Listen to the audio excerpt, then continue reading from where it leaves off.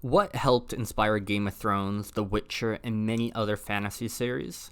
The answer is undoubtedly Elric of Melniboné, a sword and sorcery series that remains relatively niche, despite it having a significant influence on modern fantasy. I read the first two omnibuses of the Elric saga by Michael Moorcock to explore why the series isn't more popular despite its impact. Let's start by looking at some characters inspired by Elric. Described as having white hair and pale skin, he's sometimes referred to as the White Wolf. Potions enhance his strength and sorcery, though his primary weapon is his sword. He is one of the last of his kind and a social piranha due to his bloodline. Often a mercenary for hire, he occasionally travels with a companion to aid him on his journey. Morally gray, frequently placed in complex situations where good and evil are not clear-cut, though he tends to make choices that could be considered good, more often than not. If this sounds familiar, it's because this is Geralt of Rivia from The Witcher, though everything mentioned also applies to Elric of Melniboné. In addition, we have House Targaryen from Game of Thrones. Known for their white hair and pale skin, the Targaryens use sorcery and dragons to rule a declining empire. When the empire does fail, it is due to betrayal.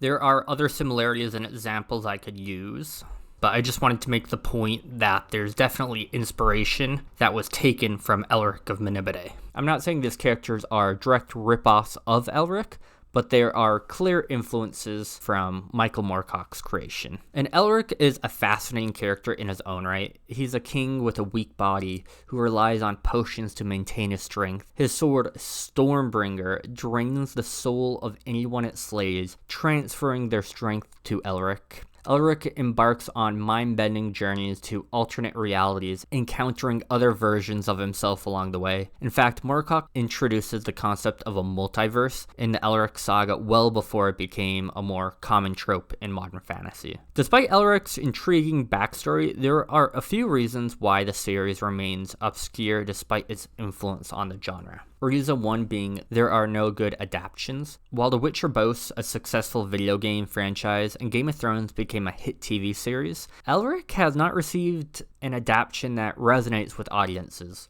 There are comics and graphic novel adaptations, but they're not enough to bring the series into the mainstream. All of the adaptations are still relatively niche, though a lot of the artwork surrounding the series is really cool. Popular fantasy series often stay relevant because they have successful adaptations. Look at Lord of the Rings, which remains well known thanks to films, TV shows, video games, and board games. In contrast, a series like Eragon is likely to fade into obscurity because of its poor movie. Without a solid adaptation, Elric risks being forgotten despite its rich content. Reason 2.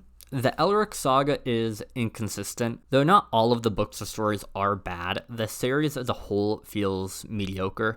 This is partly because it was never intended to be the cohesive linear saga we expect from series today. Elric first appeared in a science fantasy magazine in 1961 in short story format. The first novel, Stormbringer, wasn't published until 1965, and it was actually the conclusion of the Elric story. From there, Michael Moorcock often wrote backwards, constructing the saga in a non-linear, fragmented manner. This was common in the 60s and 70s, where short stories in magazines were a popular format for authors to make a living. A lot of these short stories were then taken years later and combined and edited to make the novels that we know today. The first two omnibuses contain the main 9 Elric books in chronological order, though there are more than 9 Elric stories, as some books are essentially collections of stories. For example, The Sailor on the Seas of Fate is actually 3 short stories that are grouped together. And here's a breakdown of the publication order.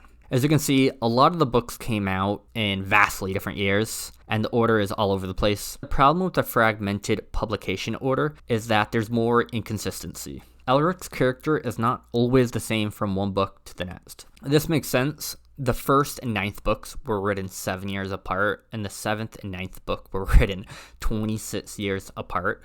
It's hard to keep a consistent character when there's so many years separating the books. Does this mean the Elric saga isn't worth reading? Not at all. While the series is inconsistent, it still offers unique ideas. For example, Elric introduces a multiverse that is still rather unique compared to other fantasy series. Elric himself is a morally gray protagonist, selfish, complex, and far more interesting than the stereotypical good guy often seen in modern fantasy books. Elric might accept a quest simply out of a desire for revenge, rather than any noble cause.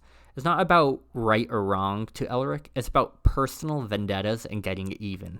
I'm not sure if the entire series is worth reading. I recommend at least reading Stormbringer. Even though it's the last book in the series, it might be the best place to start, and for some readers, the best place to finish. If you decide to read the series in chronological order, just be prepared for some inconsistencies. Elric of Melniboné is definitely a series that you should check out. If you enjoyed the video, please like and subscribe.